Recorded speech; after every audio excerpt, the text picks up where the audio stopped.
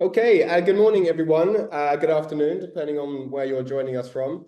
Thank you very much for connecting with us today. This is the first of hopefully many speaker series events that Sampan will be doing online and offline. Today is a particularly special one because we're talking about Bangladesh, which is a relatively new sphere of operation for Sampan. I'm going to say a few words of introduction, and then we'll get to the meat of our session today. As I think you all know, my name is Bertie. I am the founder and managing director of Sampan Travel. And with me today, we have Sree, who you should be able to see on your screen, who writes under the pen name KS Nair. He's written a few books, but for today's purposes, we're going to be thinking about one of his books, December in Dhaka, which looks specifically at which looks specifically at the Indian Army involvement in the 1971 Bangladesh Liberation War. I am going to hand over to Sree relatively quickly, but just to put today in context, I thought I'd say a few things, a little bit about how we came to this point. Sampan has been operating in Myanmar for 10 years and in India for about 3 or 4 years. Bangladesh wasn't really actually part of our consideration. It was only when we had one client who was traveling with us to India who asked for an extension to Bangladesh for a few days in Chittagong. And so 6 months in advance of that, I went to Bangladesh just to do a recce for him and to meet some partners in preparation for his trip. And I was incredibly and surprisingly charmed by the country. Those of you who've been to Myanmar will know just how warm and welcoming and friendly the people are here. And I would say Bangladesh is the only place I've been to as an outsider where I've received that same amount of warmth, generosity of spirit, incredible care to guests to their country.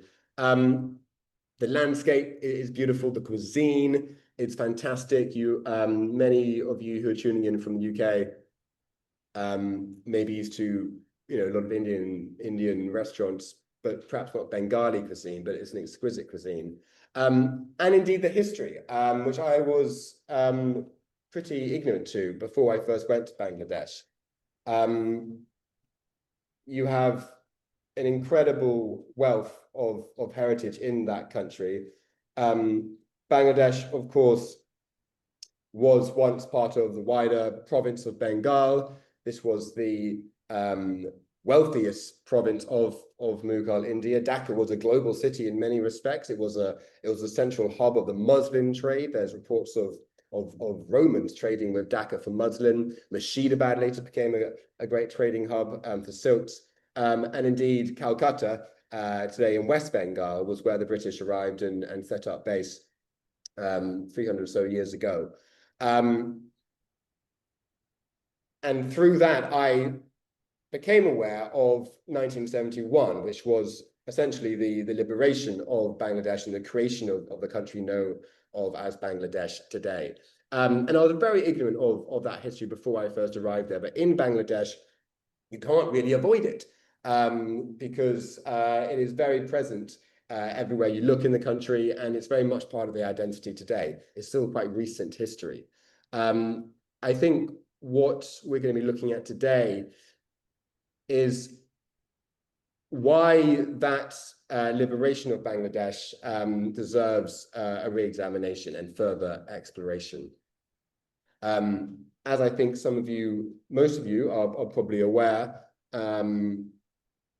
when the British left, the partition of British India into the Hindu-dominated Republic of India and the Muslim-dominated Republic of Pakistan, that cut Bengal in two. So West Bengal remained within India, and what was East Bengal became East Pakistan, with West Pakistan being the country of Pakistan we know today. And over the years, the East Pakistanis, as they were then known, began to feel that they were being economically and politically exploited by the West, and that discontent rose up and eventually became formed into the 1971 Liberation War. When I was in Bangladesh that first time, I began reading some books about 1971, and I was just fascinated by the story. It's not just a very important story, but it's also just a really, really interesting story. As Sree will tell us today, this was not just a regional dispute within the subcontinent. It had global ramifications. Okay, so this was 1971. It took place at an inflection point during the Cold War. You had millions, up to 10 millions of Bengalis crossing the border into India to escape some of the horrors of 1971, because it was a particularly brutal campaign of violence against the East Bengalis at the time.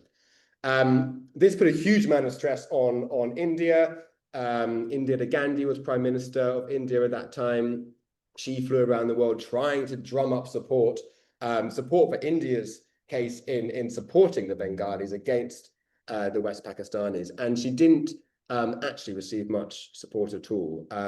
There was sort of mutterings of agreement in Europe, but not much action. And the important one, of course, was indeed in the US, where she came up against President Nixon and National Security Advisor Kissinger.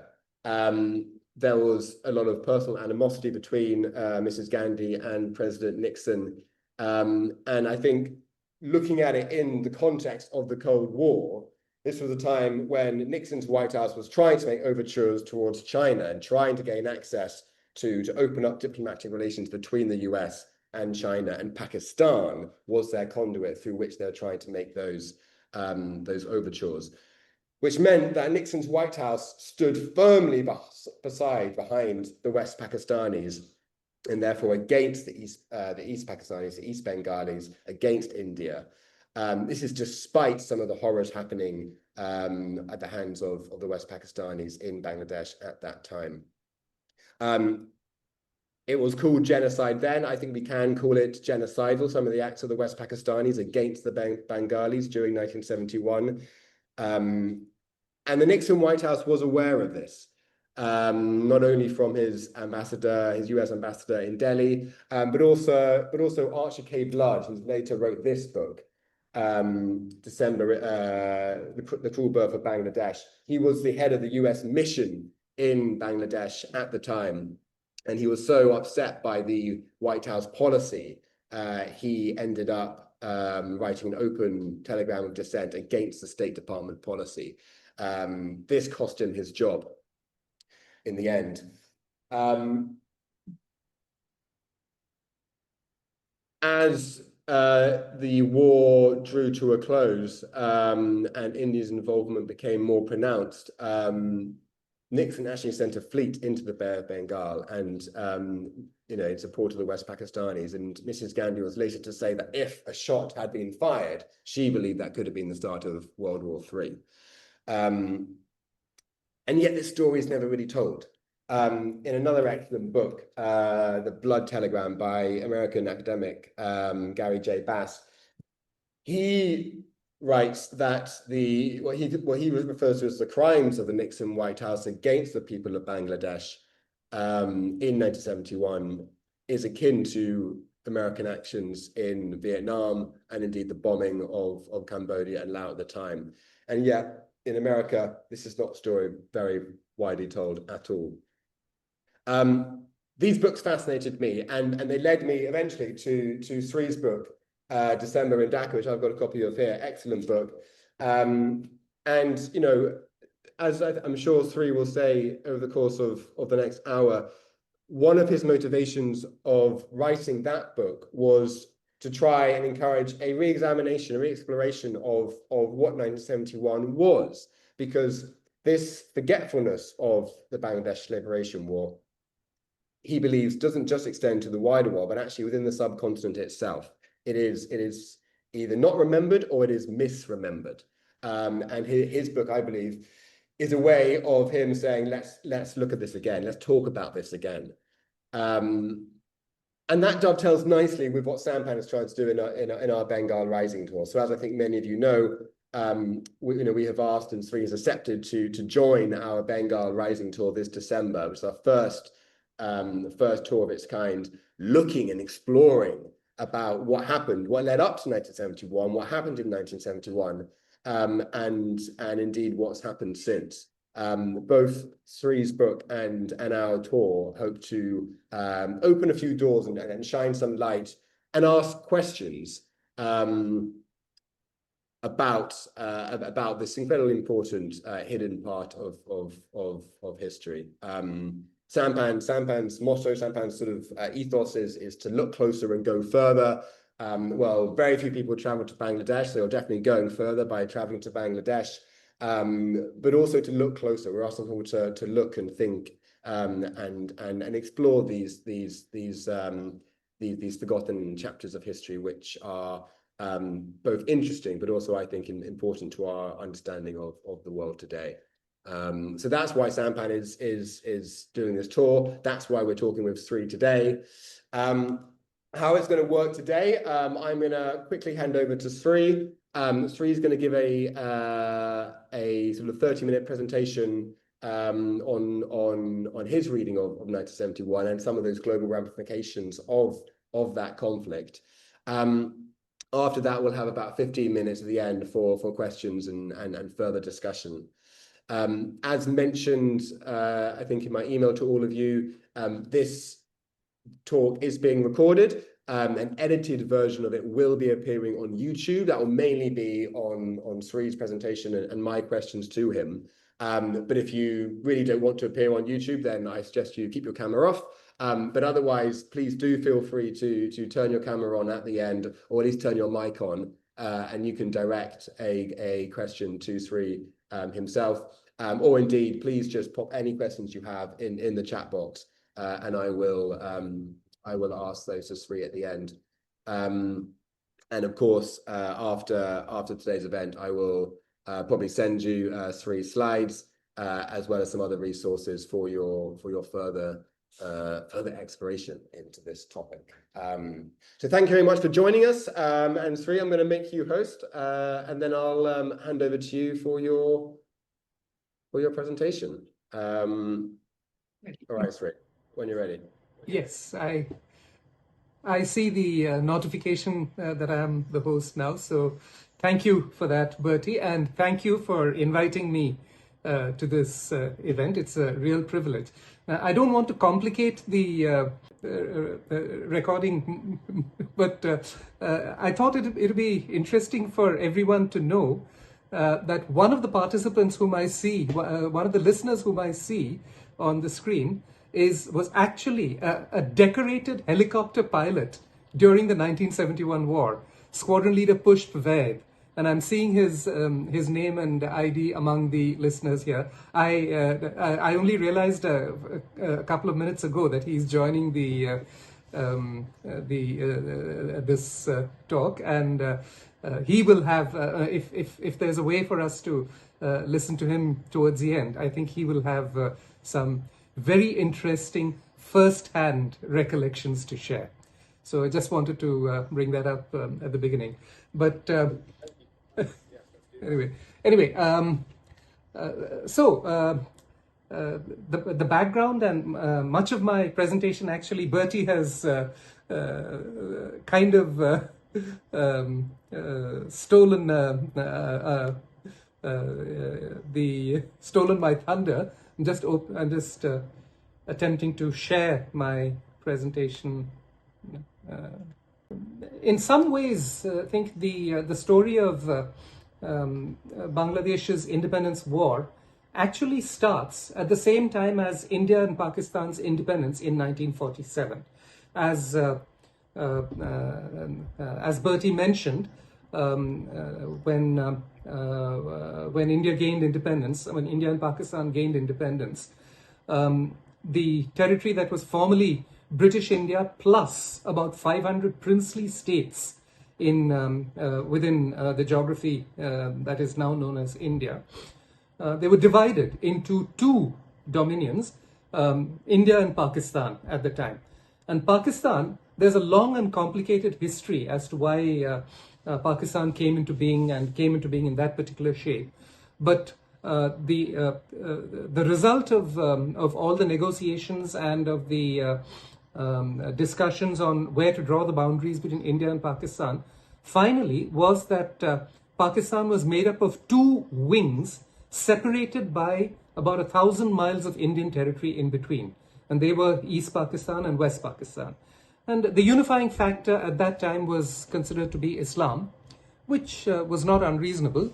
And but what had not been bargained for was that there were, in fact, significant differences between East Pakistan and West Pakistan. And among them, as Bertie mentions, there were significant differences in both structurally and in the earnings that the two wings derived out of the integrated Pakistan economy. East Pakistan was essentially rural, and but many of its products included its earnings came from agrarian products such as rice and jute. Jute had been an incredibly important commodity during the Second World War, just before independence, because jute was used to make sandbags, and jute was grown in what was by this time East Pakistan. But the mills that processed them into fabric and into the sacks were mostly owned by West Pakistanis, and there were other similar structural inequalities, as a result of which, even though East Pakistan had marginally more of the population, significantly more of the economic benefits went to West Pakistan. And some of the figures which show you how disproportionately the per capita income was distributed between East and West Pakistan are shown on this slide, as well as a Pakistani cartoon which tells you a bit about what the East Pakistanis thought about West Pakistan at that time. So over the period from 1949 to 1970, there was this. In addition, there were significant cultural differences between West Pakistan and East Pakistan. In West Pakistan, the major language was Urdu, which is a very beautiful language with a long history of its own. In East Pakistan, the language spoken was Bengali, which is an equally beautiful language with a tremendous literary history of its own. And the Bengali language was a very important part of Bengali identity. And one of the big mistakes that the Pakistani government made was to make Urdu the sole language across both East and West Pakistan. And that actually led to language riots and more. It was actually a very, the neglect of the Bengali language was a very, very important contributor to the divisions between East Pakistan and West Pakistan. Now, moving on from there, I think, crossing the Atlantic, going over to the United States, in 1967, an obscure meeting took place, which was to have significant impact on Bangladesh's on the relationship between East and West Pakistan, and indeed on India. The lady in the picture on the left of this slide is Clare Boothe Luce, an American writer and former ambassador and very influential person in the Republican Party. And she was also a very well-known hostess in New York. And in 1967, at one of her soirees, she introduced to each other the two at that time not younger gentlemen whom you see in the pictures to the right. The gentleman in the middle was a Harvard professor at the time, a German-born Jew who had actually migrated to the United States, escaping the discrimination against Jews in Germany, and had made himself into an academic figure of some repute. His name was Professor Henry Kissinger. And the gentleman on the right was the former vice president of the United States during the Eisenhower administration from the mid-50s to 1961. And he was a politician kind of out of favor at this time, Richard Nixon. Right?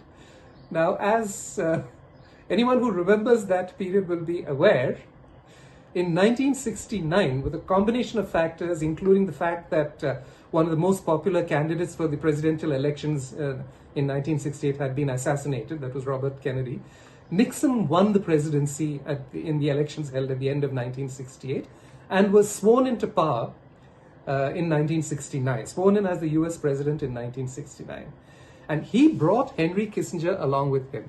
The two of Henry Kissinger and Richard Nixon met at that soiree at Clare Boothe Luce's home, and they, in some earth-shaking, literally earth-shaking way, they hit it off and discovered that they shared a lot of ideas. One of which was Nixon, while out of power, had actually published an article in the Foreign Policy Journal in which he had argued for for bringing China back into diplomatic relations with the United States and into the United Nations. At this time, I should remind you, China was not a member of the United Nations, and China did not have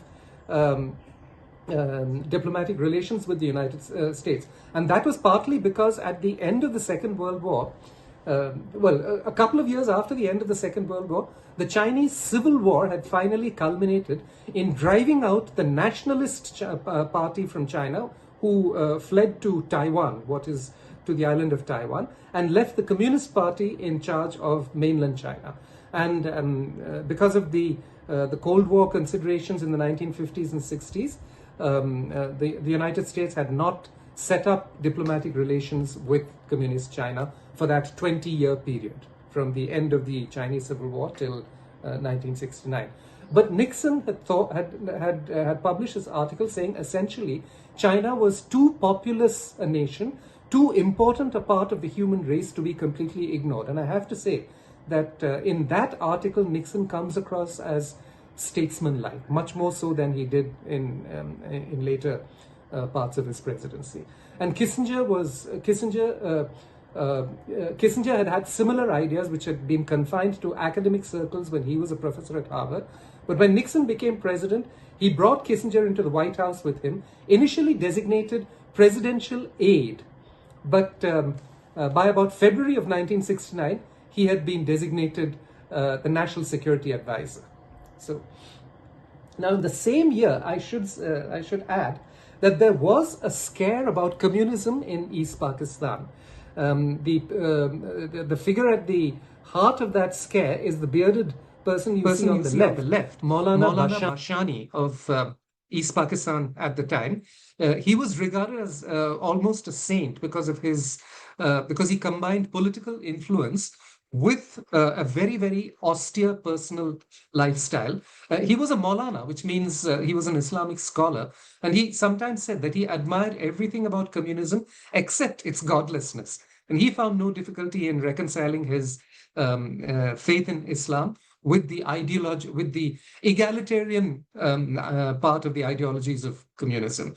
And in 1969, Americans were growing concerned about communism in East Pakistan. Again, as a bit of background, I will add that in Bengal, in undivided Bengal before India's independence, and continuing into post-independence West Bengal, communist parties actually had quite a strong presence. In post-independence West Bengal in India, communist parties have actually been elected to power and have ruled the state for about 15 or 20 years across a couple of terms. So there was a relatively benign form of communism that had a very significant presence on both sides of the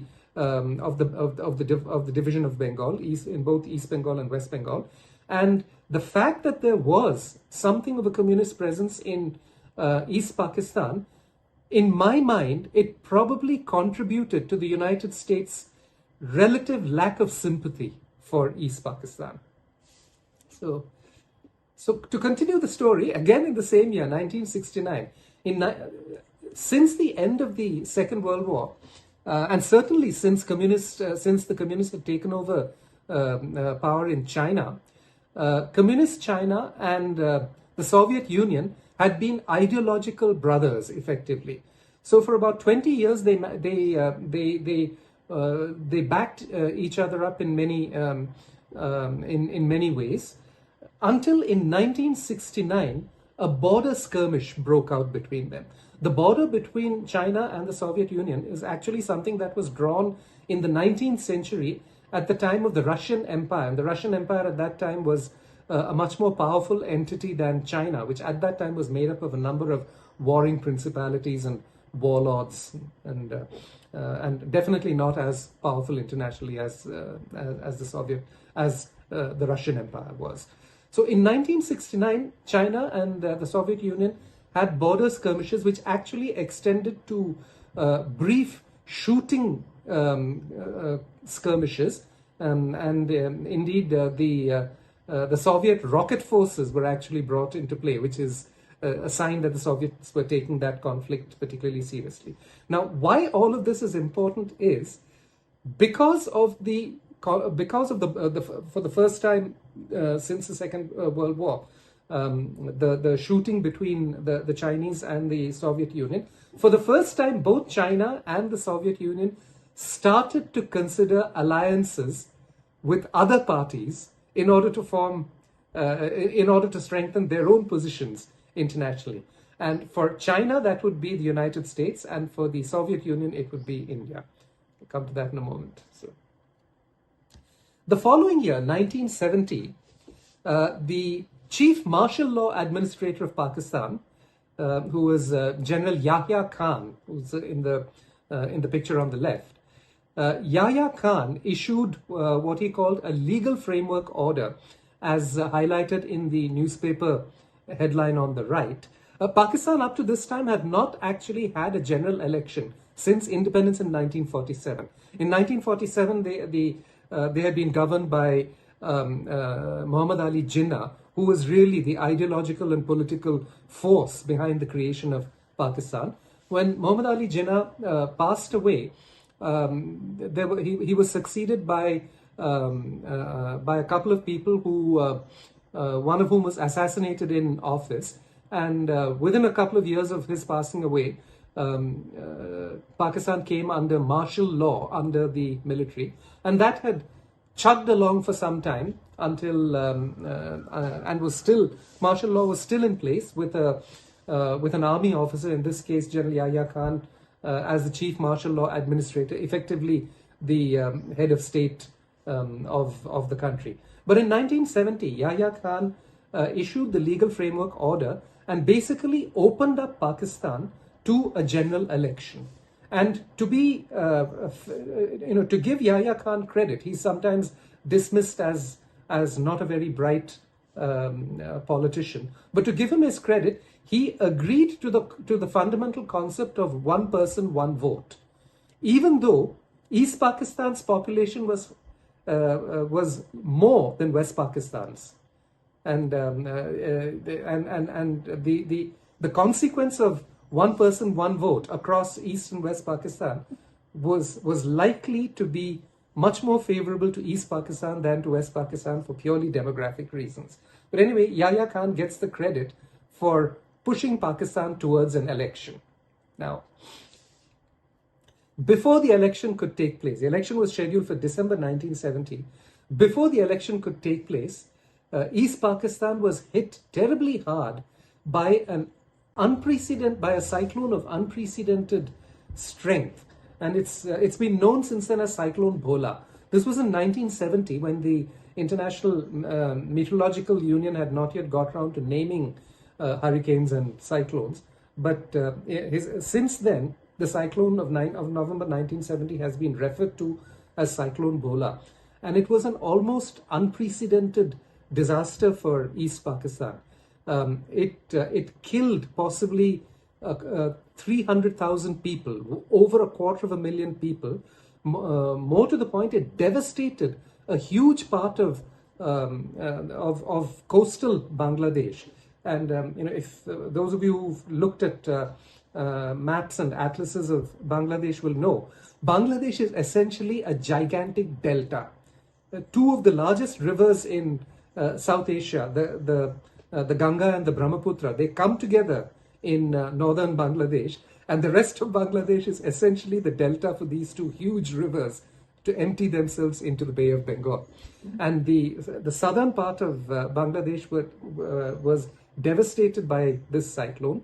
Hundreds of thousands of acres of farmland were devastated. 3/4 of the fishing fleet was destroyed, and that was important because 80% of Bangladesh's protein comes from fish. In Bangladesh's diet, 80% of their protein comes from fish, and 3/4 of their fishing fleet was knocked out by Cyclone Bola. And rightly or wrongly, East Pakistan blamed West Pakistan for very slow and very ineffective cyclone relief. So cyclone relief in the aftermath of Bola was not as effective as it should have been. And as I say, all countries involved, East Pakistan, West Pakistan, India, all of us were still relatively young countries at that time. We didn't have the kind of cyclone relief and cyclone shelter infrastructure that we have now. And cyclone relief measures after Cyclone Bola were terribly slow and ineffective. And East Pakistan was not pleased. So in December 1970, the elections were held, and the Awami League Party, which was actually, the Awami League Party has an interesting history of its own. It's descended from the Muslim League, which was Muhammad Ali Jinnah's party, but quite distinct in its own self. The Awami League completely swept the elections in East Pakistan. They were headed by the figure in the photograph on the left, Sheikh Mujibur Rahman. At that time, and for about 5 years beyond this, he was a hero in East Pakistan. He had withstood imprisonment by the West Pakistanis, all kinds of pressures, but he led his party, the Awami League, to take 167 out of the 313 seats in the assembly of all of Pakistan, and through that number, the Awami League became the majority party and entitled to nominate the Prime Minister of Pakistan.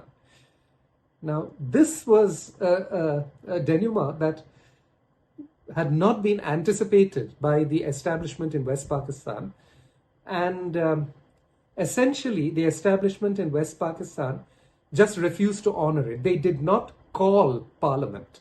Pakistan's first Parliament had just been elected in these elections that had been held against considerable odds, and had returned, an unarguable majority to the Awami League, and the existing West Pakistani establishment just refused to call Parliament. So the natural result was that a lot of protests and unrest began, particularly in East Pakistan, especially in East Pakistan, because East Pakistan would have dominated the new party, and they knew it. They saw it as their opportunity to claw back, a position in Pakistan. At the beginning of this period, I have to say, Sheikh Mujib was not interested in secession. He had put forward what was called a 6-point proposal, which essentially would have given East Pakistan some significant autonomy, but he was not seeking secession at this point in time. But as the unrest worsened, West Pakistan started to get more and more nervous about the unrest, until finally in March 1971, about 3.5 or close to 4 months after the elections, they decided to use the army. They decided to use the Pakistan army to suppress the unrest in East Pakistan. And this is another component of the discrimination and inequity between East Pakistan and West Pakistan, was that there were very, very few East Pakistanis in the Pakistan army. I have the figures somewhere, but I don't have them on a slide. But the army was overwhelmingly West Pakistani. The Pakistan army was overwhelmingly West Pakistani, and East Pakistanis were not adequately represented in the Pakistan army. The most senior East Pakistani at the time there was one brigadier in the Pakistan Army of East Pakistani origin and a couple of colonels, and that was it. So Yahya Khan actually flew to East Pakistan ostensibly for a meeting to discuss the ways forward with Mujib, but in fact he conferred with the commanders-in-chief of the Pakistani armed forces in the east, and to develop a plan to suppress the unrest in East Pakistan, and that was called Operation Searchlight. And he flew out. Yahya Khan flew out of Pakistan early on the morning of 25th March, and that night the Pakistan Army in East Pakistan launched Operation Searchlight. I should say, to be fair to the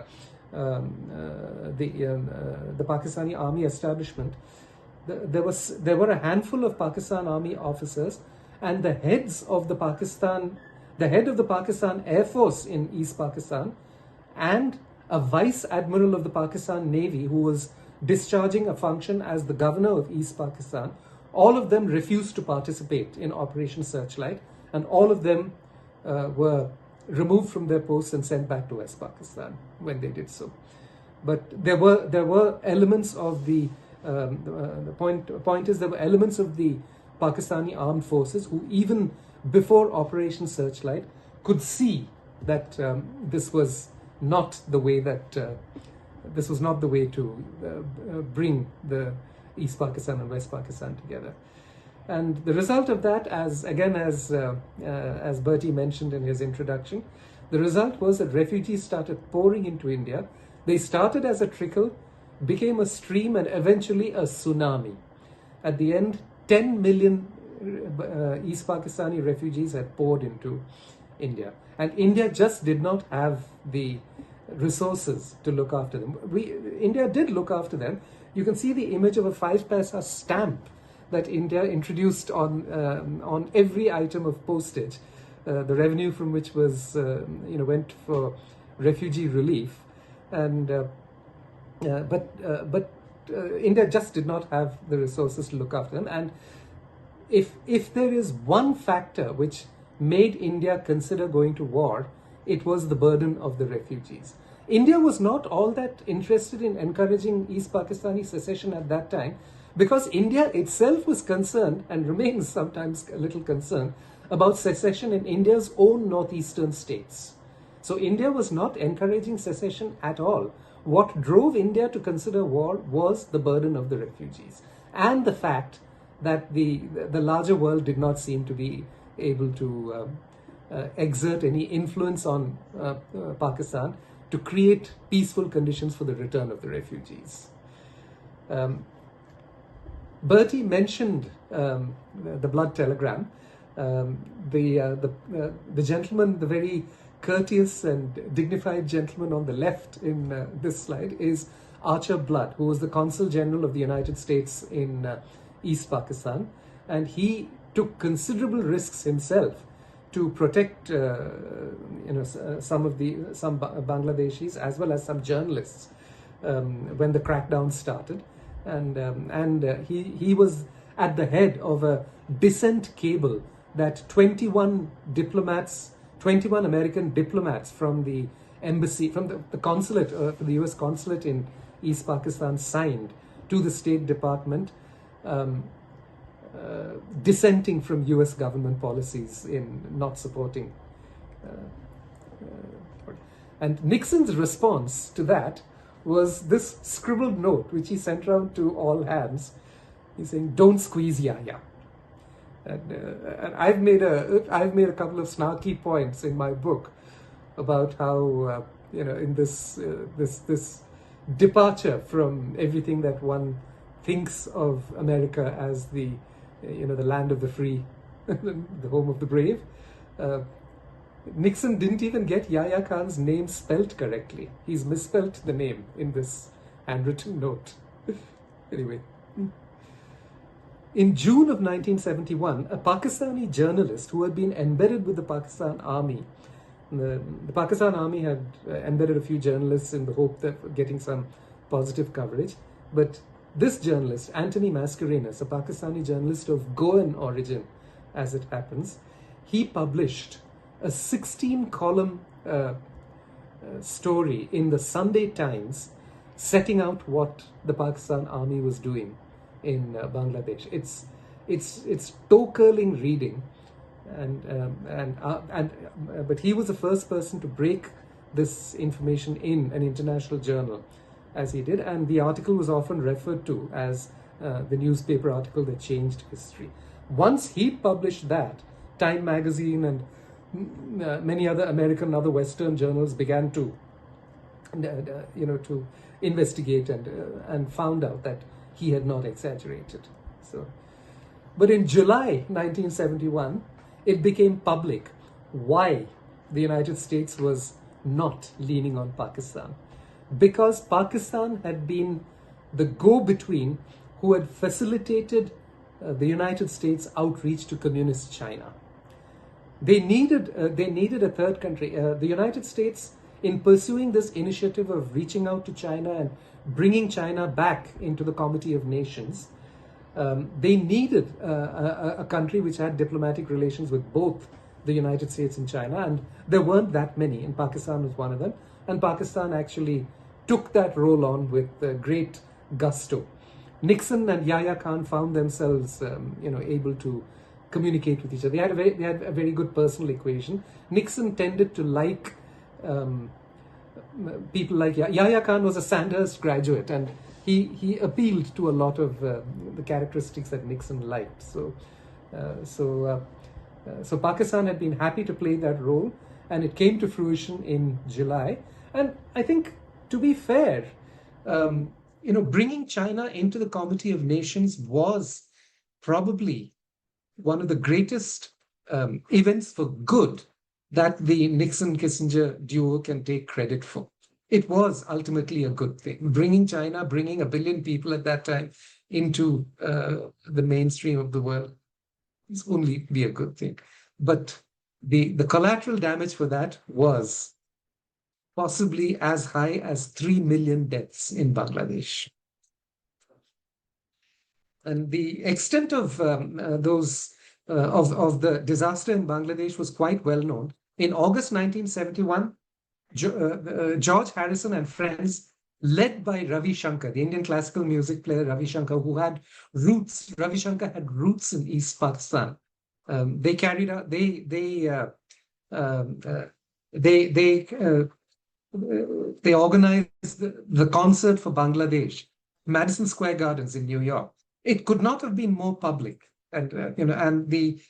so I think that there was no question that America knew what was going on, and in fact, Nixon is known to have said some very rude things about the concert for Bangladesh in New York, but there it was. The following month, the UN admitted China and expelled Taiwan. So, which is a long and complex story in its own right, and if we do get together on a longer basis in December this year, I'm happy to go into some detail there. In November 1971, Mrs. Gandhi made a last-ditch attempt to reach out to the United States. She probably went without expecting very much, but I think it was important for India to show that India had made every attempt to avoid outright war. And to be honest, by this time, by November 1971, India was already providing some military assistance to the rebels in East Pakistan, and it didn't go well. I should say the meeting between Mrs. Gandhi and Nixon didn't go well, as I think Bertie mentioned. They didn't have a very good personal equation, unfortunately. Nothing remotely like the equation Nixon had with Yahya Khan. So it didn't go well. And on the 3rd of December 1971, believe it or not, Pakistan attacked India. Pakistan was under increasing pressure in Bangladesh. And as far as Pakistan was concerned, they were already at war. And it's fair to say that India had started providing equipment and weapons to the East Pakistani rebels by this time. So So Pakistan considered itself already in some ways at war with India, certainly in the Eastern theater.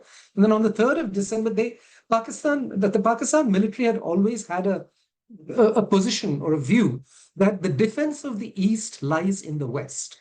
In other words, that it was really the larger fighting in what they considered the larger fighting in the West that would actually determine whether or not or how determine the how any fighting in the East progressed. So they actually launched an air attack on Indian air bases on the 3rd of December. And many US, there's a couple of US analysts who've written one of the better American accounts of the year, in which they say that India was actually greatly relieved and pleasantly surprised when Pakistan attacked India, because it essentially it made it clear that it sort of freed India from being treated as having started the war. It was very clear that Pakistan had formally, at least, started the war. So now the war itself, the fighting part of the war only lasted about 12 days from the formal after the formal declaration, although there had been skirmishing for at least 6 weeks beforehand, and Bangladeshi rebels had been fighting since March with incredible courage, with very little by the way of resources. They had been fighting the Pakistan army, and they had managed to confine the Pakistan army to their cantonments. Right, so hats off to what the Bangladeshis managed to do. But 12 days of serious war took place between India and Pakistan.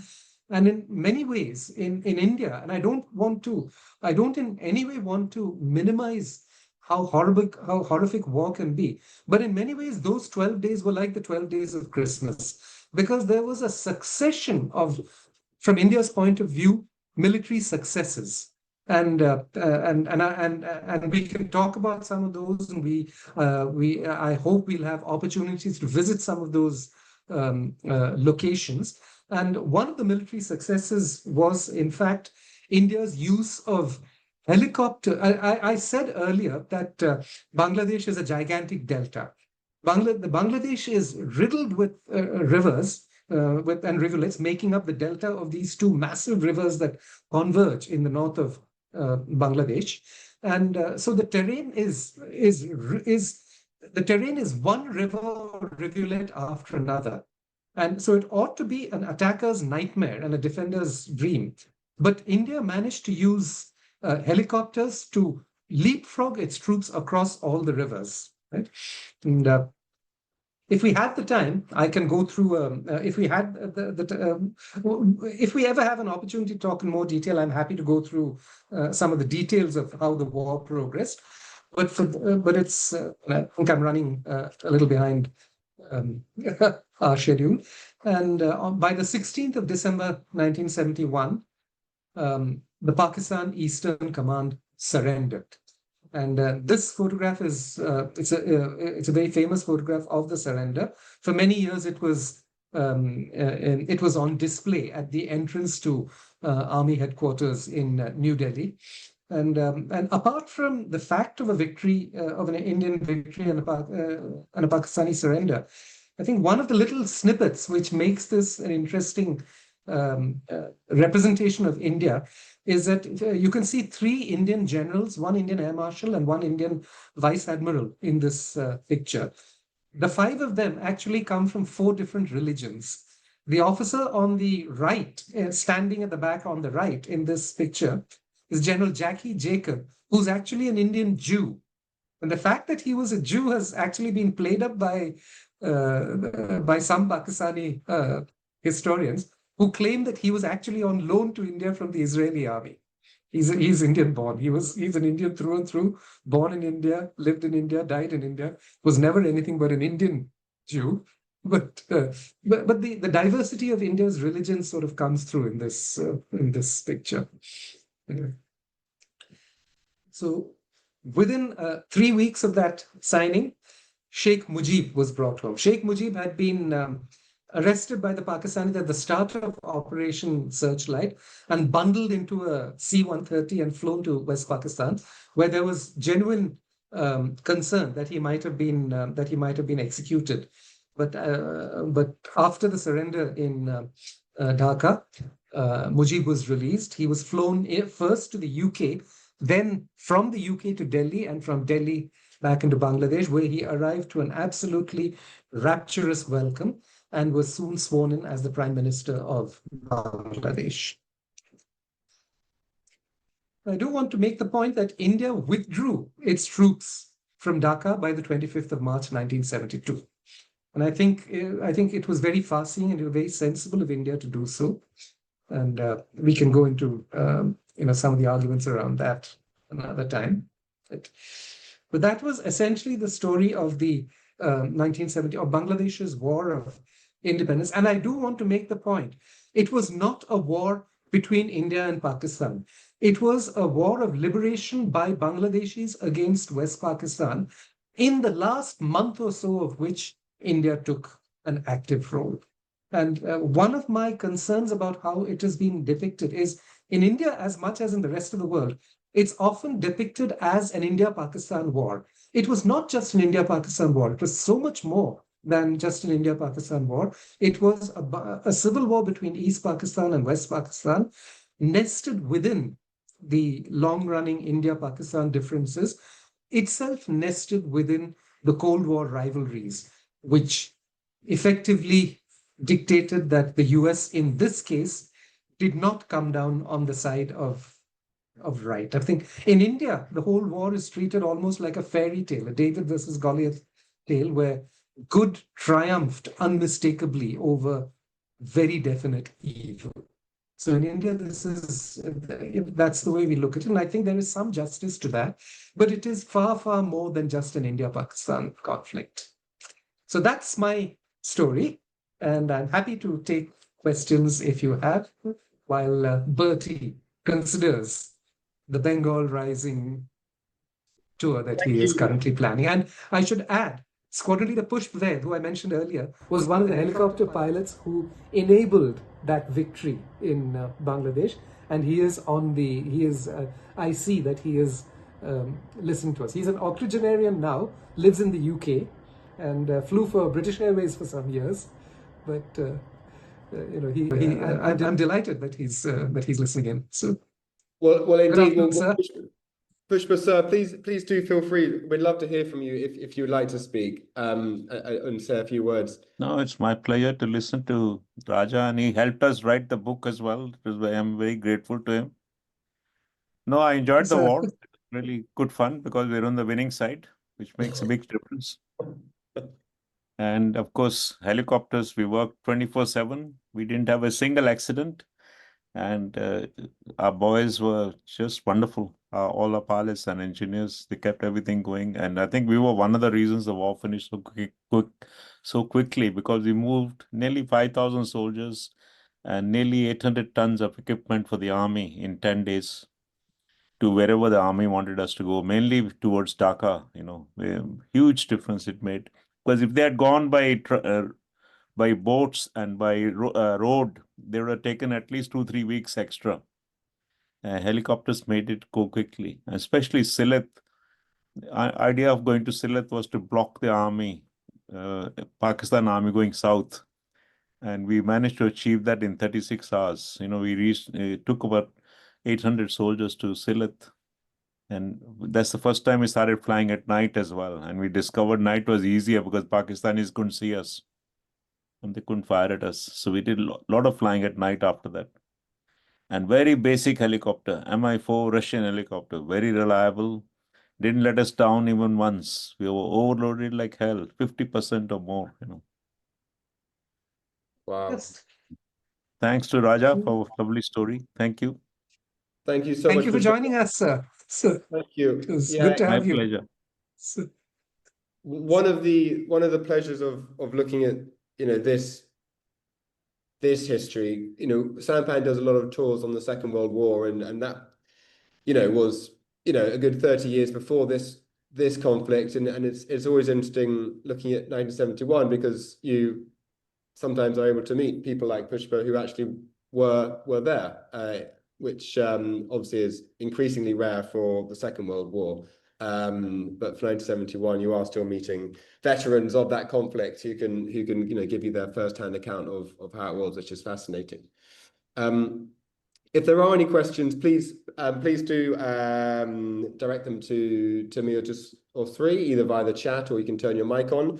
I have a couple, Sree, just partly on your last point. I mean, so slightly playing devil's advocate here. How you say this war often is referred to as one of the last just wars, and this David versus Goliath story. Obviously, the pressure on India was enormous due to this influx of refugees. But I suppose the suspicion of, say, European leaders and probably Nixon and Kissinger as well was that actually India saw an opportunity here, and they saw an opportunity to give a bloody nose to a rival neighbor, and to try and nullify that threat on their eastern flank. And I suppose considering some of the actions of Mrs. Gandhi after 1971, one might say, well, the high principles of democracy weren't necessarily always front and center of her drive. I mean, do you think I mean, how much do you think actually she was also playing realpolitik as much as Nixon and Kissinger were, in terms of why she was so adamant of getting involved and ensuring a victory for the East Pakistanis? I think there's no question she was driven by considerations of realpolitik. Absolutely, she was, and she was very. I thought I heard about. All right, just to finish off my response to Bertie's very legitimate question. There's no question Mrs. Gandhi was driven by realpolitik, but I think from March to, I would say from March to about, it took from March to about June for her to, for the Indian cabinet. And Indian cabinet papers around that time are also now, they're open to access. So the cabinet papers show that from March to about June of that year, India was very, very hesitant to intervene on the side of East Pakistan, which is now Bangladesh, precisely because we were concerned that things like that might happen to our eastern states. And as everyone here probably knows, Pakistan has actually, post 1971 Pakistan has actually used India's intervention in Bangladesh as their excuse for supporting terrorism in Kashmir. I mean, they say that India did it in Bangladesh, so why can't we do it in Kashmir? They actually say that. So there's no question. I think Mrs. Gandhi was aware of the possible blowback of intervening in another country's internal civil war, and I think the records make it very clear that she and the Indian cabinet took the decision to intervene only with the greatest reluctance, and only when the refugee burden became intolerable, and there was huge reluctance on the part of the rest of the world to help out with the with the refugee burden. And some of that is set out in my book. There's a great deal more in a very fine book by the Indian historian Srinath Raghavan, which is a book I would, yeah. And so it is all set out. And the India's current external affairs minister is actually the son of the senior strategic analyst who pressed for the intervention, India's intervention in Bangladesh in the early months of 1971.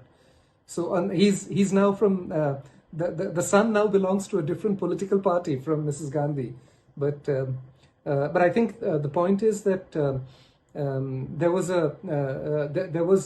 was reluctance to get involved, and there were other drivers which pushed India into finally taking the decision.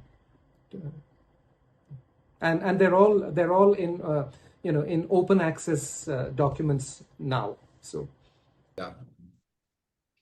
Joe, we've got Joe on the call. Joe, did you want to say a few words? Yes, please. Firstly, Bertie, thank you so much for putting this all together this morning. Sree, that is just fascinating to hear the background, and Pushpa, wonderful to hear your input from the helicopters. As Bertie knows me, I've done a couple of the Sampan trips. I'm in my late 60s, white English lady. I've got a 2-year-old granddaughter in the background, hence I've been on silent all the way. Yes, Granny's here. But I was at school all through the late 60s, early 70s. So this was not something that I heard much about. So the background you've given this morning, and I have heard 98% of it, I'll go through the recording later. But Sree, so valuable how you've explained what was going on to us white English people who are at a distance. And you see newspaper reports, but it doesn't give the background that you've given. So you've explained it so well. So I'd just say a huge thank you to all three of you for your input this morning.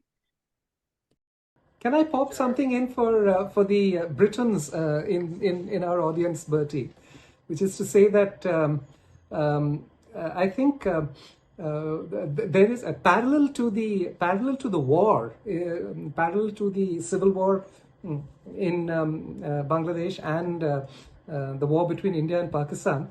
There was some battling going on the floor of the United Nations, and on the floor of the United Nations, from starting sometime late in the year, the UK actually started to dissent from American policy on the war in East Pakistan, and the American ambassador to the United Nations at that time, who was actually the first George Bush, the older of the two George Bushes who became presidents of the US later. So George Bush, I think he was the 41st president. So George H.W. Bush actually went around making threatening noises against countries that didn't support the US on these issues, just as 40 years later Nikki Haley did on some UN issue having to do with Iran, I think. So I think the UK came a little late, at least at the diplomatic level. The UK came a little late to not supporting the US on this.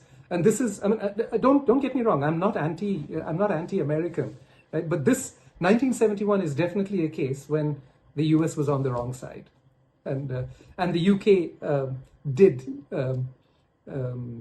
depart from them. Well, it's interesting.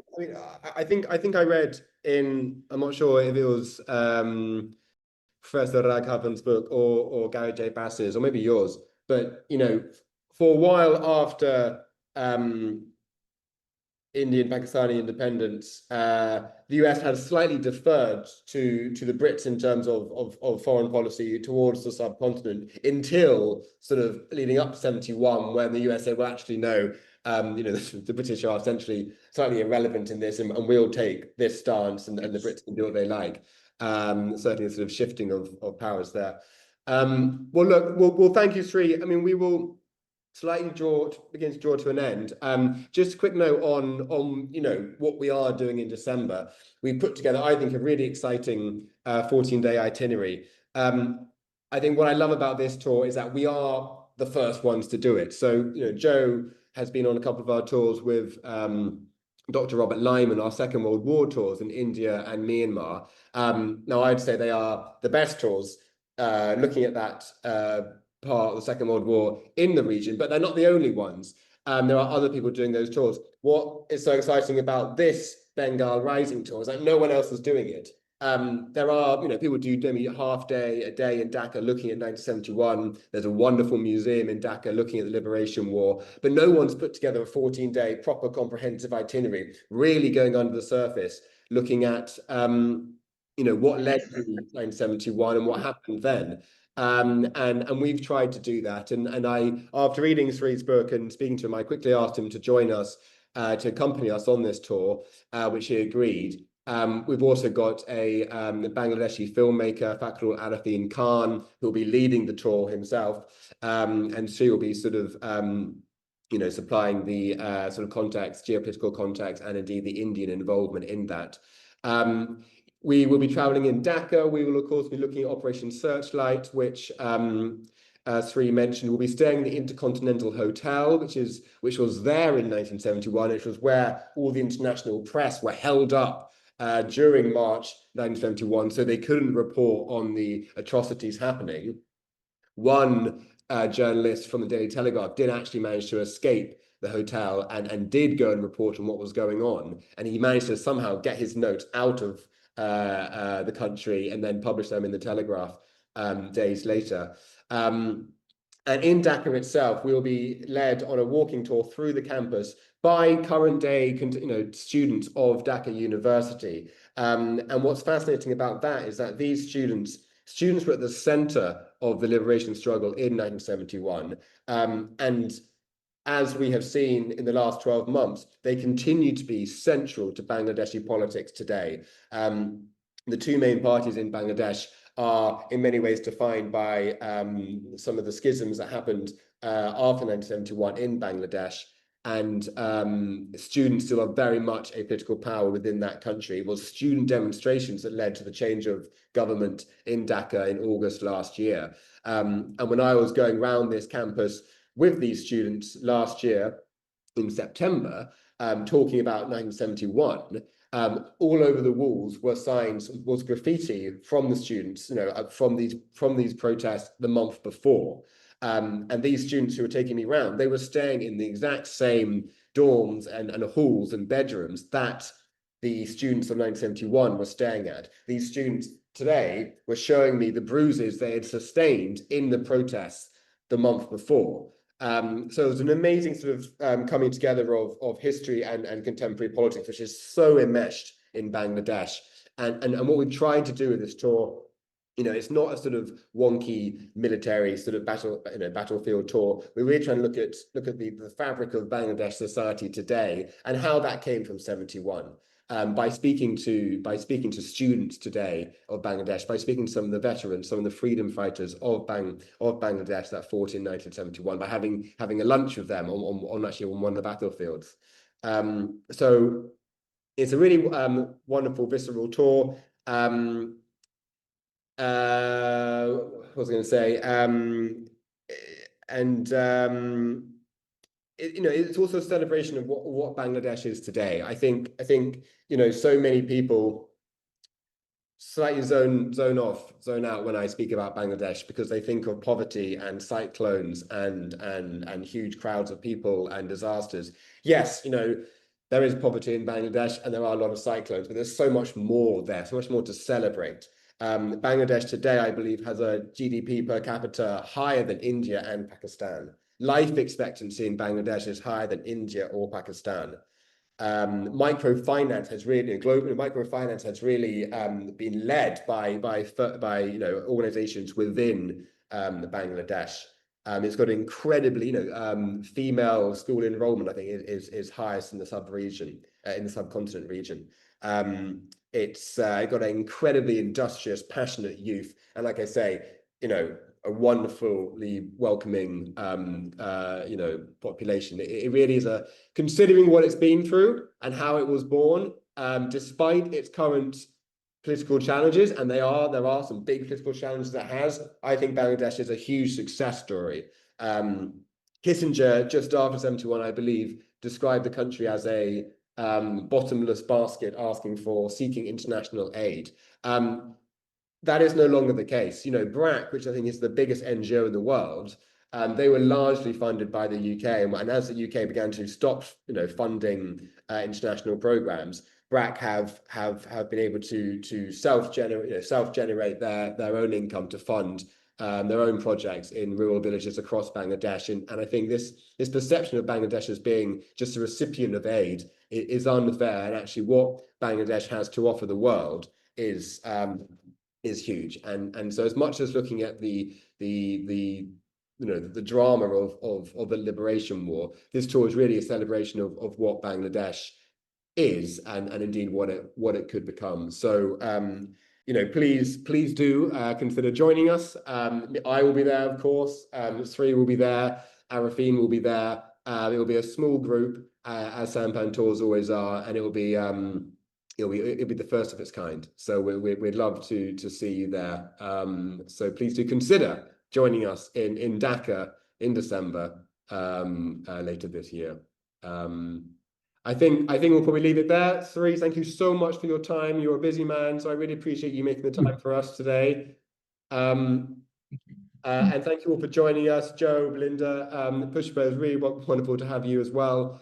Please do stay in touch. I'll email you with Sree's slides and other information in the next couple of days. And have a lovely weekend, all of you. See you soon.